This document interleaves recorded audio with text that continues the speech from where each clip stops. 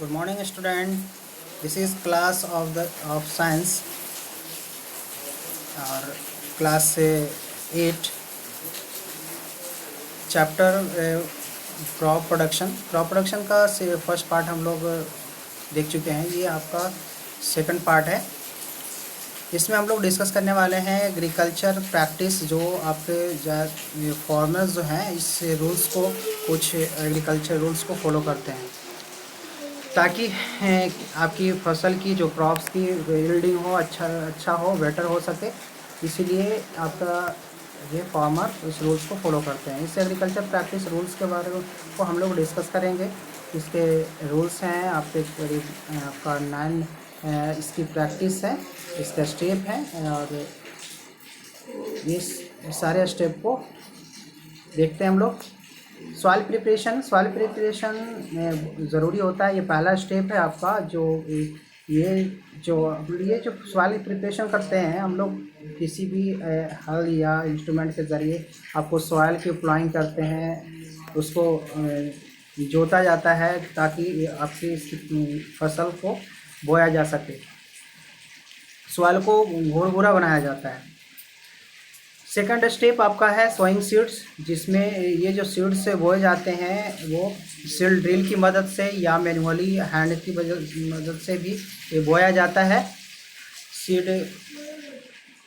Third step है adding fertiliser. उसके बाद फर्टिलाइज़र, कुछ मैनुअर खाद भी उस सॉइल में ये फसल को दिया जाता है with the help of drill या मैनुअली हाथ के ज़रिए भी हम लोग ये मैनुअली खाद को ऐड करते हैं, और किसी मशीन के ज़रिए भी, है ना। उसके बाद का स्टेप है इरिगेशन। जैसे इरिगेशन, सिंचाई भी ज़रूरी है, तो सिंचाई हम लोग वाइट ट्यूबवेल्स या स्प्रिंकलर की मदद से हम लोग क्या करते हैं, इरिगेशन करते हैं।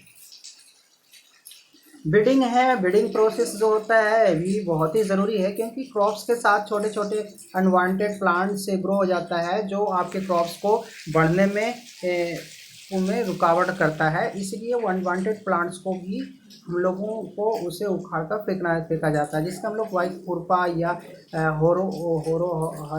हसुआ के मदद से हम लोग क्या है, पेस्टिसाइड की यूज़ करके हम लोग क्या करते हैं, उसे अनवांटेड प्लांट्स को रिड्यूस करते हैं।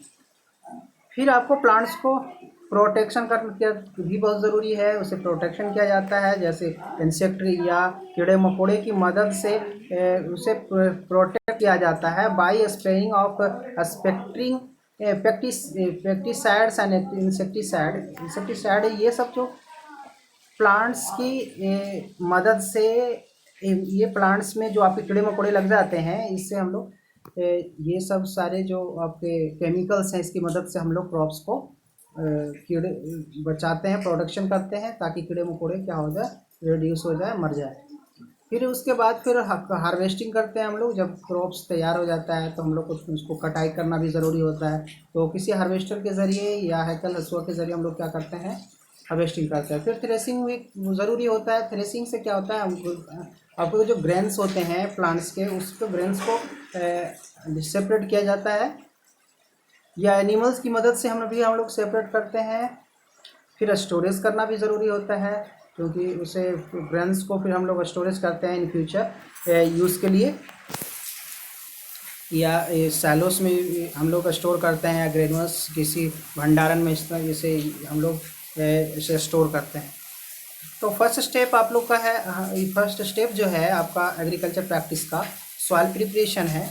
तो सॉइल प्रिपरेशन जो आपका जो डिपेंड करता है, ज़्यादातर क्रॉप्स की जो क्वालिटी है, उसकी जो पैदावार है, depend upon types of soil के टाइप से पर डिपेंड करता है। इसे सॉइल प्रिपरेशन हम लोग 3 रूल्स के मदद से देखेंगे, 3 स्टेप की मदद से। सबसे पहले हम लोग प्लॉइंग करते हैं, उसके बाद लेबलिंग करते हैं, उसके बाद मैनुअली करते हैं। उसके बाद जैसे अप्लॉइंग जो है आपका प्रोसेस है, the process of losing and turning of the soil is called ploughing. Ploughing एक ऐसी प्रोसेस है, जुताई, जो जिसमें हम लोग सॉइल के को टर्निंग करते हैं, उसे लूजिंग करते हैं, उसे भुरभुरा बनाते हैं, उससे हम लोग प्लॉइंग प्रोसेस करते हैं।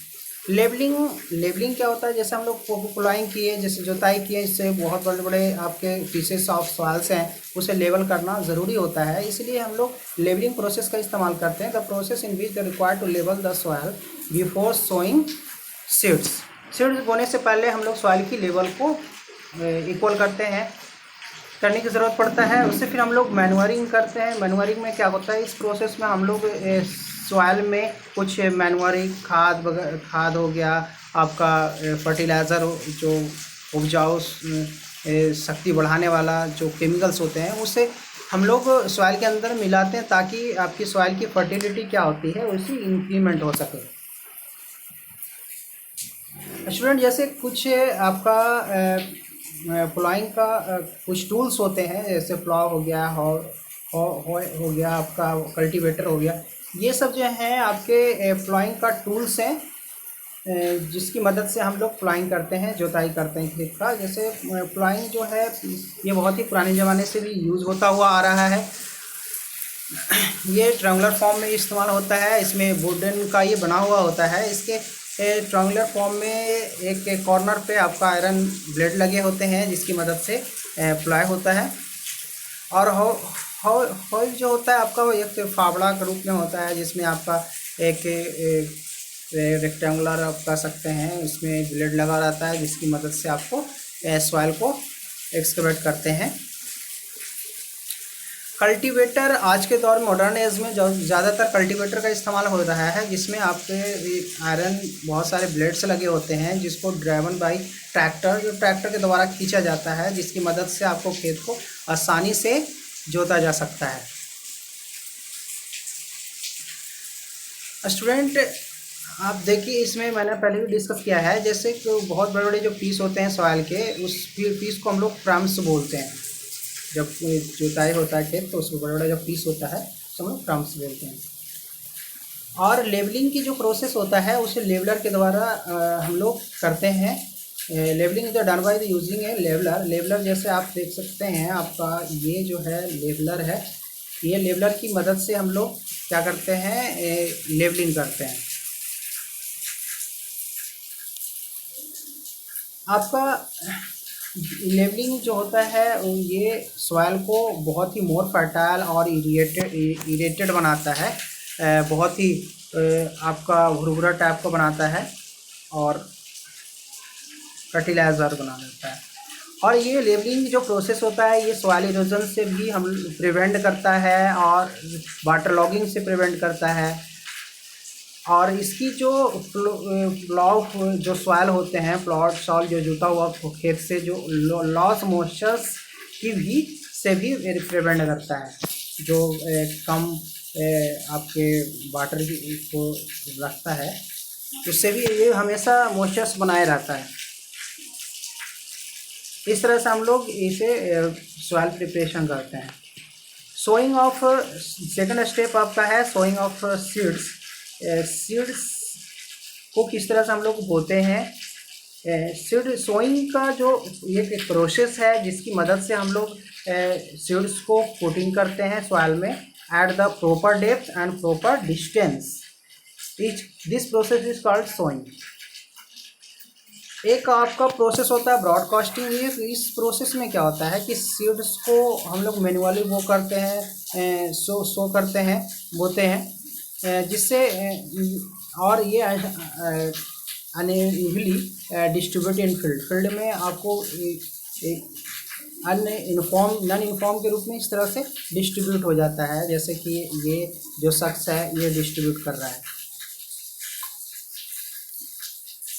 आपका मैकेनिकल मेथड है जो आज के दौर में आपका ज़्यादा यूज़ हो रहा है। इस मेथड को हम लोग यूज़ कर रहे हैं सबसे ज़्यादा। This method in which the sowing is done by seed drill. Seed drill की मदद से हम लोग आज के दौर में सीड्स को बोने का कार्य कर रहे हैं। जैसे सीड ड्रिल्स आप दो तरह का सीड ड्रिल्स होते हैं, ट्रेडिशनल सीड ड्रिल्स होते हैं, एक मॉडर्न सीड ड्रिल्स होते हैं। ट्रेडिशनल सीड ड्रिल्स से जो इसमें क्या होता है कि इसमें ये भी आयरन ब्लेड का ही बना होता है, इसमें एक फुनल लगा रहता है, जिसके फुनल में हम लोग क्या करते हैं, सीड्स को डालते हैं, जिसके और ये इक्वल डेप्थ और इक्वल प्रॉपर डिस्टेंस पे ये ये क्या करता है, सीड्स को बो देता है, ताकि आपके जो वर्ड्स हैं इस सीड को वो ना चूम पाए। क्योंकि सीड्स भी बोया जाता है, तो अगर ऊपर में अगर सीड्स रहेगा तो क्या होगा कि जितने भी बर्ड्स हैं, पक्षी चिड़ियाँ हैं, वो क्या होगा, सीड्स को खा जाएगा। तो ये ट्रेडिशनल सीड ड्रिल्स है जो परंपरागत से ये चलता आ रहा है। और ये मॉडर्न सीड ड्रिल्स जो आज के दौर में जो ये आप देख रहे हैं, इसको आपका ये जो सीड ड्रिल्स हैं आपका, ये सीड ड्रिल्स मशीन है ये। इसमें क्या होता है, ये भी आपका बड़ा सा फुनल टाइप का होता है। इसमें पाइप, बहुत सारे पाइप्स लगे होते हैं और इसमें ब्लेड लगे होते हैं, ये जो इसको ड्राइवन बाई ट्रैक्टर की मदद से हम लोग क्या करते हैं, इसे खींचा जाता है और ये इक्वल डेप्थ और इक्वल प्रॉपर डिस्टेंस पे सीड्स को बोता है।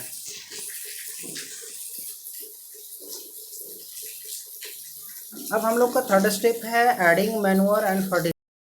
लोग को जब सीड्स बो देते हैं तो उसमें हम लोग कुछ मैन्योर, खाद और फर्टिलाइज़र भी कुछ केमिकल सब्सटेंस मिलाते हैं, ताकि उसकी जो न्यूट्रिएंट्स है, उसकी जो फर्टिलिटी है वो बढ़ जा सके, ताकि आप प्लांट्स का ग्रोथ सही से हो सके। It is the very essential for the growth of plants की ग्रोथ, विकास सही से हो सके। जैसे मैन्योर और फर्टिलाइज़र का यहाँ पे कुछ डिफरेंस दे रखा है। जैसे पहला डिफरेंस है ऑर्गेनिक सब्सटेंस। आपका मैन्योर जो होता है ऑर्गेनिक सब्सटेंस होता है, जो एनिमल्स के वेस्ट और प्लांट के वेस्ट को ऑर्गेनिज्म के ज़रिए डिकम्पोज किया जाता है, उससे तैयार किया जाता है आपका मैन्योर। और फर्टिलाइज़र जो होते हैं ये केमिकल सब्सटेंस है, जो आपको इसमें बहुत काफ़ी मात्रा में पार्टिकुलर खास मात्रा में न्यूट्रिएंट्स मौजूद होता है। जैसे आप यूरिया हो गया, इसमें अमोनियम सल्फेट हो गया, पोटास हो गया और NPK फर्टिलाइज़र हो गया, आपका नाइट्रोजन, फॉस्फोरस, पोटेशियम फर्टिलाइज़र, ये सारे आपका केमिकल सब्सटेंस होते हैं। और इसमें ऑर्गेनिक सब्सटेंस में आपने देखा काउ डंग है, क्रॉप रेसिड्यू है, एनिमल वेस्ट है, ये सब आपका ऑर्गेनिक सब्सटेंस जो मैन्योर के रूप में इस्तेमाल होता है। आपका मैन्योर जो होता है सॉइल की ह्यूमस को ह्यूमस प्रोवाइड करवाता है, और ताकि इसकी जो और इस सॉइल की जो केमिकल और फिजिकल प्रॉपर्टीज है उसको भी इम्प्रूव कराता है, ताकि इसकी फर्टिलिटी, सॉइल की फर्टिलिटी क्या हो सके, इंक्रीज हो सके। ये भी फर्टिलाइज़र जो ये भी एक तरह का बेटर पैदावार करने का आपका बहुत ही अच्छा सब्सटेंस है, जो क्रॉप को बहुत ही अच्छा पैदावार करवाता है। इससे ज़्यादा इस्तेमाल करने से इसकी सॉइल की जो फर्टिलिटी है वो कम हो जाता है, लेस हो जाता है। थर्ड स्टेप में आपका है, थर्ड डिफरेंस में आपकी ये जो मैन्योर जो होता है, ये आपके सॉइल के अंदर की जो वाटर होल्डिंग कैपेसिटी है उसको इंक्रीज़ करता है, और सॉइल की टेक्सचर, उसकी जो पकड़ है उसको रिस्टोर करके रखता है, सॉइल की टेक्सचर, उसकी स्ट्रक्चर को। दे डू नॉट, आपका ये जो फर्टिलाइज़र होता है ये ह्यूमस को, कोई भी सॉइल को ह्यूमस प्रोवाइड नहीं करवाता है। फोर्थ डिफरेंस है आपका मैन्योर जो होता है सॉइल के पोरस को बनाए रखता है, एयरी बनाए रखता है, और उसके अंदर सॉइल की न्यूट्रिएंट्स को रिस्टोर करके रखता है। ये आपका NPK फर्टिलाइज़र की तरह ये ज़्यादा इसके अंदर न्यूट्रिएंट्स मौजूद नहीं होते हैं, और जबकि फर्टिलाइज़र में आपका NPK जो स्पेसिफिक न्यूट्रिएंट्स हैं जो सॉइल को देता है, नाइट्रोजन, फॉस्फोरस और पोटेशियम। ये आपका जो मैन्योर होता है ये नंबर ऑफ माइक्रोब्स को इंक्रीमेंट करता है, और ये फर्टिलाइज़र जो होता है ये इसमें ये वाटर सोल्यूबल होता है और वाटर पोल्यूशन क्रिएट करता है, जिससे हम लोगों को भी नुकसान है और जो यूज़ कर रहा है उसको भी नुकसान है। आपका सिक्स्थ डिफरेंस जो है ये सॉइल की डिफिशियंसी को रिमूव करता है। सॉइल की जो इसके अंदर जो फर्टिलिटी की जो डिफिशियंसी है उसको रिड्यूस करता है। लेकिन ये जो है आपका फर्टिलाइज़र जो है ये सॉइल केमिस्ट्री को ही बदल देता है। जिस इसके अंदर क्या आता है, सॉइल में जो आपकी एसिडिटी है, उसकी अम्लता और क्षारीयता उसकी बढ़ा देता है, जिससे सॉइल की फर्टिलिटी जो होती है कमज़ोर हो जाती है, कम हो जाती है। हम लोग मैन्योर की कुछ टाइप्स को देखेंगे, जैसे वर्मी कंपोस्ट होता है, ग्रीन मैन्योर होता है, ऑर्गेनिक फार्मिंग होता है। वर्मी कंपोस्ट एक प्रोसेस है जिसमें आपको अर्थवॉर्म की मदद से हम लोग प्लांट्स के अवशेष या उसके एनिमल्स के अवशेष को डिकम्पोज करने के बाद ये वर्मी कंपोस्ट तैयार होता है। Vermi compost it is prepared by the decomposition of plants and refuse by earthworm. Green manures से आपका एक मैनुअर का ही टाइप्स है। इसमें कुछ सम प्लांट्स, सन हेम्प और गॉड प्लांट्स होते हैं। ये आपके सॉइल में ये ग्रो होता है और ये जब इसे फ्लॉइंग करने वक्त में ये मिट्टी सॉइल के साथ मिक्स हो जाता है। ये एक ग्रीन मैन्योर के रूप में काम करता है। ऑर्गेनिक फार्मिंग जो एक तरह ये भी आपका एक फार्मिंग है का टैप्स है, आपका मैन्योर का टैप्स है, जो मैन्योर और bio fertiliser are used to prepare the manure fertility. ये सब जो होता है आप और ऑर्गेनिक फार्मिंग बनाने में मदद करता है। आपका मैन्योर और bio fertiliser are use to organic farming. ये जो बहुत ही पुराने ज़माने में इस्तेमाल होता था, ओल्डर ही ज़माने से इस्तेमाल होता हुआ आ रहा है ऑर्गेनिक फार्मिंग। आपका फर्टिलाइज़र का कुछ टाइप्स ऑफ फर्टिलाइज़र, जैसे नाइट्रोजिनस फर्टिलाइज़र, आपका फॉस्फेटिक फर्टिलाइज़र और पोटेशियम फर्टिलाइज़र। तो इसके कुछ एग्जांपल हैं। आपका नाइट्रोजन फर्टिलाइज़र जो होते हैं एक तरह का नाइट्रोजन कंटेनिंग कंपाउंड है। ये आपका इसके कुछ एग्जांपल हैं। यूरिया है जिसका केमिकल फार्मूला होता है CH4N2O, और अमोनियम सल्फेट है जिसका केमिकल फार्मूला होता है NH4SO4। अमोनियम नाइट्रेट है जिसका केमिकल फार्मूला होता है NH4NO3। और एक और एग्जांपल है इसका सोडियम नाइट्रेट NaNO3। ये सब नाइट्रोजन कंटेनिंग कंपाउंड है। फॉस्फेटिक फर्टिलाइज़र क्या होता है? फॉस्फेटिक फर्टिलाइज़र ये कंटेन फॉस्फोरस कंटेनिंग कंपाउंड होते हैं। इसमें कुछ एग्जांपल जो हैं कि जैसे कैल्शियम डाइहाइड्रोजन फॉस्फेट है, इसका केमिकल फार्मूला CaH2PO4 होता है। अमोनियम हाइड्रोजन है एक और इसका एग्जांपल है, अमोनियम हाइड्रोजन फॉस्फेट NH4H2PO4। ये भी एक तरह का, ये सब जो हैं आपके फॉस्फोरस कंटेनिंग कंपाउंड है। थर्ड जो आपका फर्टिलाइज़र का टाइप्स है पोटेशियम फर्टिलाइज़र है। ये भी आपका ये जो it is the potassium containing compound होते हैं। इसका एग्जांपल आपका देख लीजिए, इसमें 3 एग्जांपल हैं, ऐसा potassium chloride, potassium sulphate, potassium nitrate. Potassium chloride इसका केमिकल फार्मूला KCl और potassium sulphate K2SO4, potassium nitrate KNO3। कुछ आपके अदर मेथड्स हैं जो सॉइल के अंदर फर्टिलिटी को रिप्लेसमेंट करता है, जिसकी मदद से सॉइल की फर्टिलिटी जो होती है इंक्रीमेंट होता है। तो ये सारे स्टेप को हम लोग देखेंगे, डिस्कस करेंगे। जैसे मिक्स्ड क्रॉपिंग। तो मिक्स्ड क्रॉपिंग क्या होता है?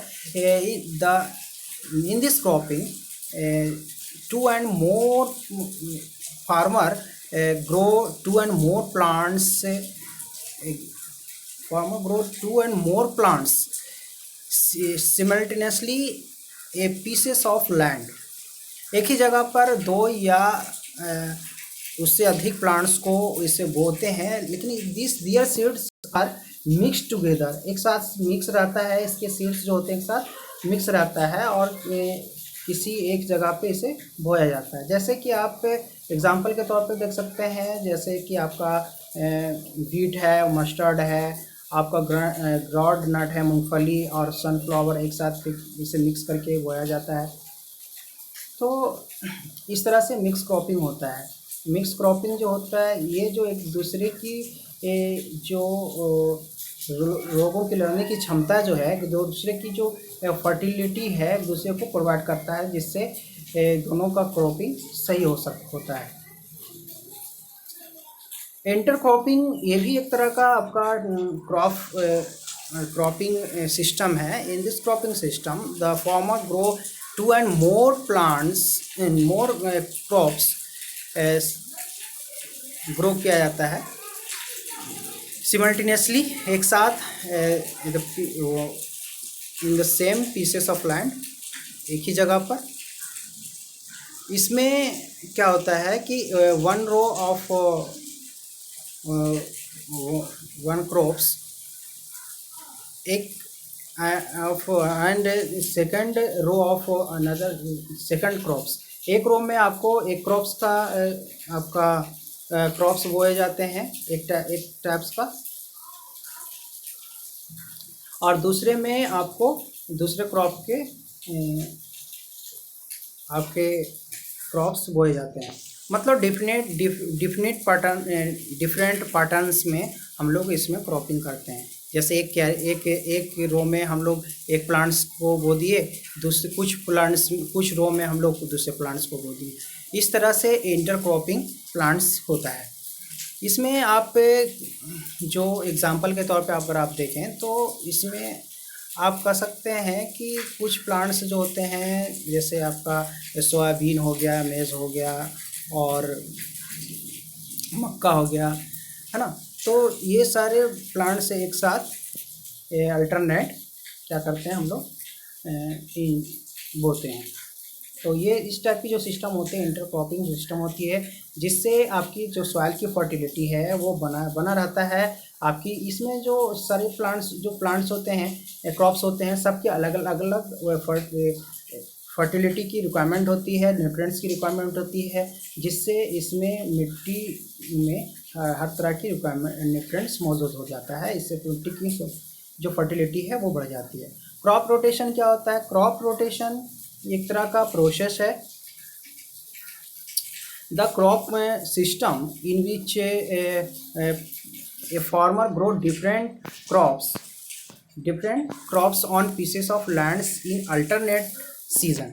मतलब अल्टरनेट सीजन में ये हम लोग क्या करते हैं, क्रॉप्स को, कोई भी फार्मर जो है आपको दो या दो से अधिक प्लांट्स को क्या करते हैं, वो करते हैं, और मतलब डिफरेंट सीजन के अकॉर्डिंग, है ना, एक ही जगह पे हम लोग बोते हैं। मतलब बदल कर क्रॉप्स उगाने की जो प्रोसेस होता है उसे हम लोग क्रॉप रोटेशन कहते हैं, सीजन के according to season.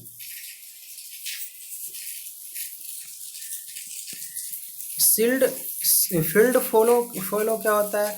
Field flow क्या होता है? प्रति छोड़ना। जैसे किसी भी अगर खेत में हम लोग एक फसल ग्रो करने के बाद हम लोग फील्ड को खाली छोड़ देते हैं तो उसे फील्ड फ्लो कहते हैं।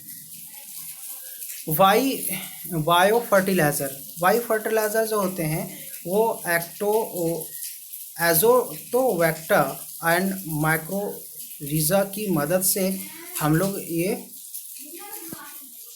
बायो फर्टिलाइज़र तैयार करते हैं, जिससे मिट्टी की जो फर्टिलिटी है वो इंक्रीमेंट होती है और मिट्टी में आपका न्यूट्रिएंट्स स्टोर रहता है। कभी कभी हम लोग लीगुमिनस प्लांट्स ग्रो करते हैं, जिसकी मदद से क्या होता है कि ये इसके नूडल्स में आपका बैक्टीरिया मौजूद होता है, राइबोसोमियम बैक्टीरिया, जो क्या करता है कि एटमॉस्फेरिक नाइट्रोजन को अब्जॉर्ब कर कन्वर्ट कर देता है आपको नाइट्रेट में, और नाइट्रेट में कन्वर्ट कर देता है, जो अब्जॉर्बिंग बाय द सॉइल, और सॉइल से आपके प्लांट्स क्या कर लेता है, उस न्यूट्रिएंट्स को अब्जॉर्ब कर लेता है।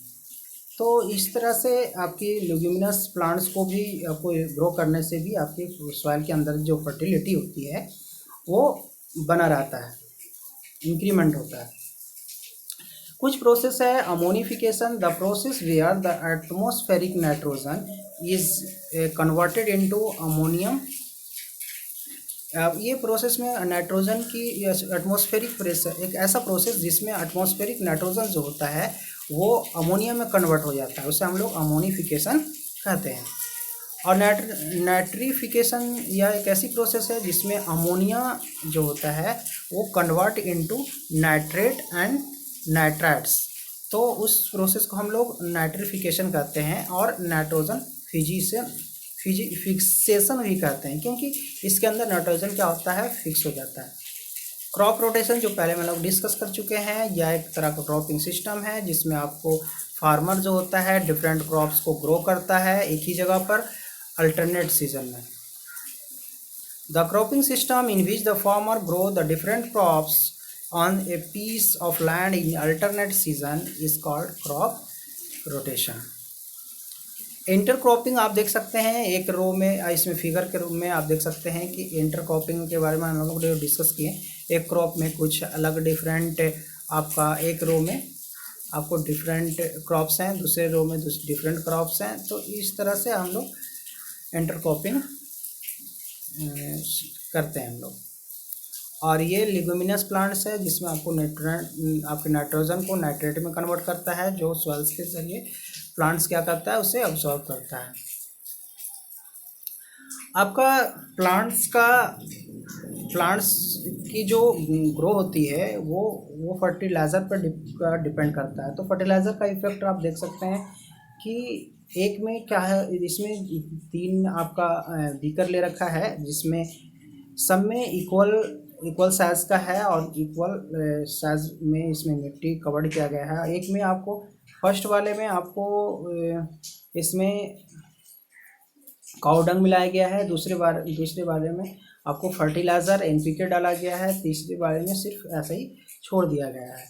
तो उसके बाद फिर वाटर इसे प्रोवाइड करवाया जा रहा है। इससे आपको देख रहे होंगे कि इसमें बी वाले में जो है इसकी जो प्लांट्स की जो है ग्रो ज़्यादा हो रहा है। ऐसा इसलिए हो रहा है कि इसके अंदर फर्टिलाइज़र इस्तेमाल, हाई क्वालिटी की फर्टिलाइज़र दिया गया है, जो फर्टिलाइज़र क्या करता है, फर्टिलाइज़र जो प्लांट के ग्रोथ को इम्प्रूवमेंट करता है। इसलिए हम लोग कह सकते हैं कि फर्टिलाइज़र का इफ़ेक्ट प्लांट्स पे होते हैं, जिसकी मदद से प्लांट्स क्या होता है, तेज़ी से ग्रो होता है। स्टूडेंट, हम लोग अब नेक्स्ट वीडियो में हम लोग नेक्स्ट स्टेप के बारे में, जैसे इरिगेशन है और सारे जो स्टेप्स हैं उसके बारे में हम लोग डिस्कस करेंगे। Welcome, thank you.